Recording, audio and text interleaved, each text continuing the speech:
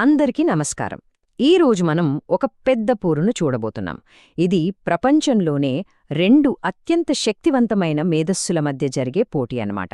ఒకవైపు చూస్తేనేమో మనిషి తయారు చేసిన ఆర్టిఫిషియల్ ఇంటెలిజెన్స్, ఇంకోవైపు ప్రకృతి మనకిచ్చిన ఒక అద్భుతం, మన సొంత మానవ మెదడు. సో కంప్యూటర్ ఇంటెలిజెన్స్ వర్సెస్ మనిషి మెదడు, అసలీ రెండింటిలో ఏది గొప్పది, ఏది ఎక్కువ పవర్ఫుల్? రండి ఈ ప్రశ్నకు సమాధానం వెతుకుదాం. సరే, ముందుగా మన మొదటి కంటెస్టెంట్ని చూద్దాం. మన మానవ మెదడు. దీన్ని ప్రకృతి సృష్టించిన ఒక జీవమున్న సూపర్ కంప్యూటర్ అని చెప్పొచ్చు. అసలు దీని పవర్ ఏంటో తెలుసుకోవాలా? అయితే ఈ ఒక్క నంబర్ వినండి చాలు. మన మెదడులో అక్షరాల 86 బిలియన్ల న్యూరాన్లు ఉంటాయి. ఆలోచించండి, 86 బిలియన్లు! ఇది బహుశా మనకు తెలిసినంతవరకు ఈ విశ్వంలోనే అత్యంత కాంప్లెక్స్ సిస్టమ్స్లో ఒకటి.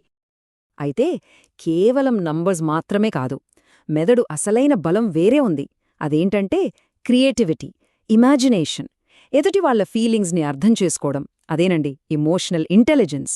ఎంత పెద్ద సమస్యనైనా సరే దానికి పరిష్కారం కనుక్కోవడం. అన్నిటికంటే ముఖ్యంగా ఒక చిన్న అనుభవం